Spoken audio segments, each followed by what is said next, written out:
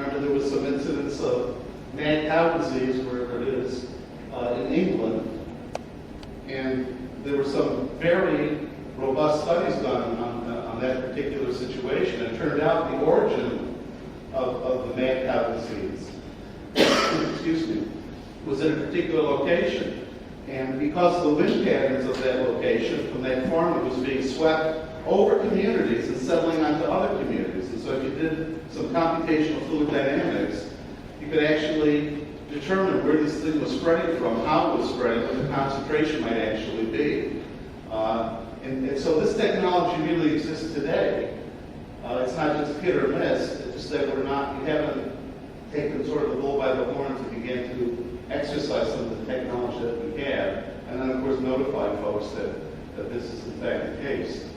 Now this is one of the things that you're looking at. This is an image from Florida State University of what the virus looks like. It's really interesting. If you look at these biological pathogens, you think these things were invented, created 5-10 million years ago. They must be the stupidest things on Earth. But in fact, they turn out to be some of the most brilliant things on Earth, the way that they're constructed, and the way they've adapted, and how difficult it is to neutralize them, and how easy it is for them to change their genetic makeup and to be spread to other things and affect other people. So it really shows, at least to me, we have a much better understanding of inorganic chemistry and physics than we have of basic biology. So maybe we should start applying some of our smarts in this area as well. Preparedness, response, and recovery. The Department of Homeland Security has emphasized with the pandemic flu to be prepared, to be able to respond, to be able to recover. Of course, part of this, a large part of this, has to do with our medical system. Our hospitals, our doctors, how are they going to report if they do in fact discover that we have a pandemic event underway. Many of us here, if we start feeling sick, are not going to go to the doctor immediately.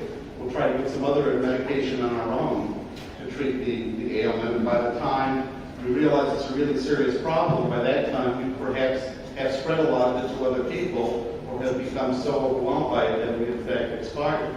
So people have spent a lot of time looking at pharmacies, trying to gather all the information. New York City, as many of you know, was on the forefront of this, gathering that information, making that information available to the Department of Health and to the various police agencies and so forth that have the responsibility to deal with this.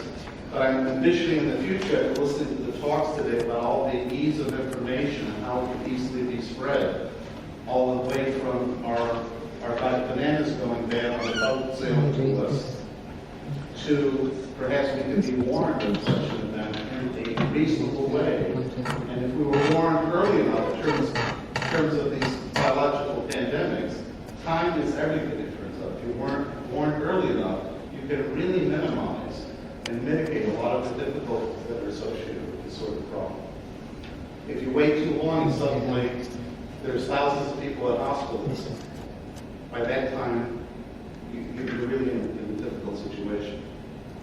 The last thing I'm going to talk about are hurricanes. How vulnerable is Long Island? Well, it depends on the analysis that's done. Many people think eastern Long Island is one of the areas greatest at risk for New York City.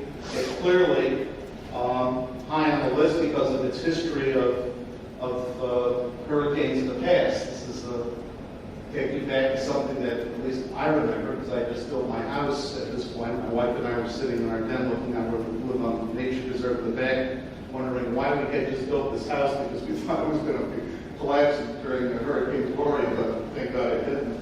But this is some damage at MacArthur Airport. This is the track of Hurricane Gloria. This is some of the damage at Fire Island.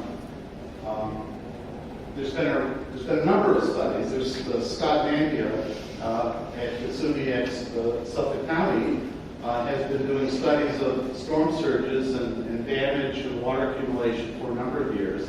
There was a recent study completed by FEMA, and the results were released to the public as well as to the insurance companies.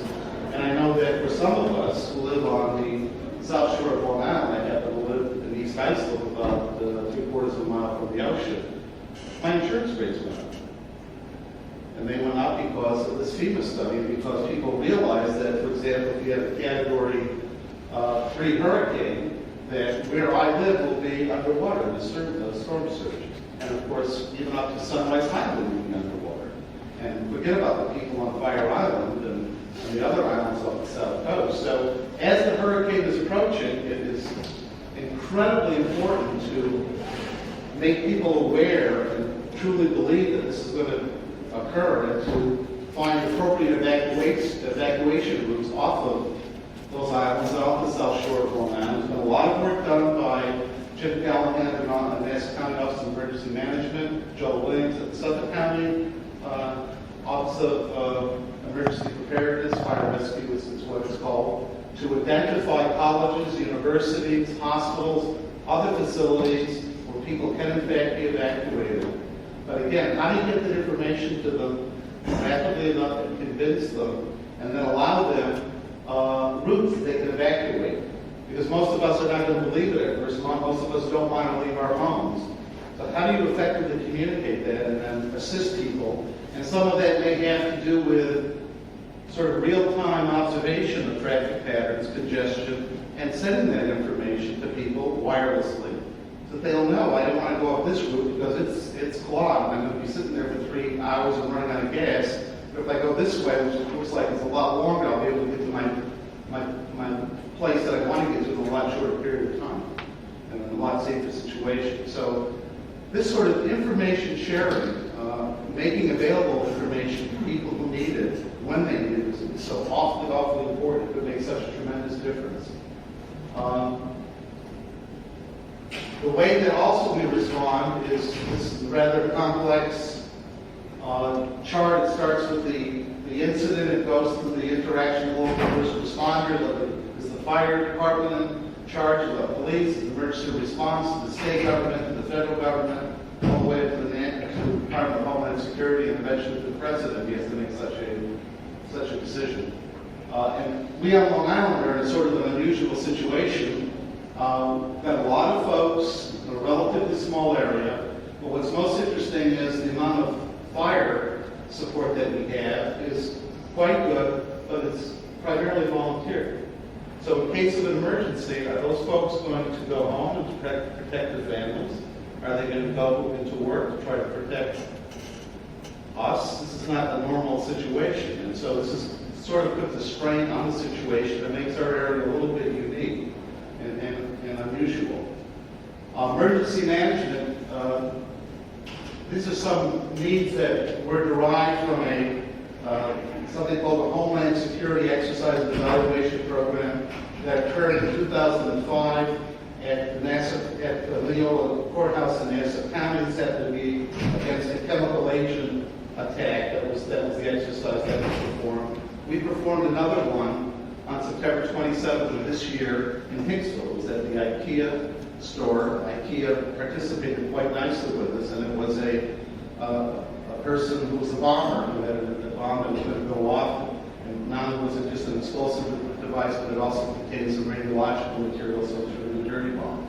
And it was an exercising of capabilities all the way from the fire department in Hicksville right down the road from IKEA, all the way up to the Secret Service. It was really magnificently run, but it did show some interesting issues that still need to be addressed. And one of the most principal of those issues was communications between fire, police, and at the local level, and then between local and state and federal, and also, for example, if the Coast Guard were to get involved, the Coast Guard doesn't communicate in a very straightforward manner with the state and local officials. So it's a bit of a circuitous route. Hopefully, through these exercises, that will be streamlined and the communications will become far more effective. But the opportunities for the sort of technologies being developed here at the Center of Excellence in Wireless Technology are at the heart, I believe, of what are going to be required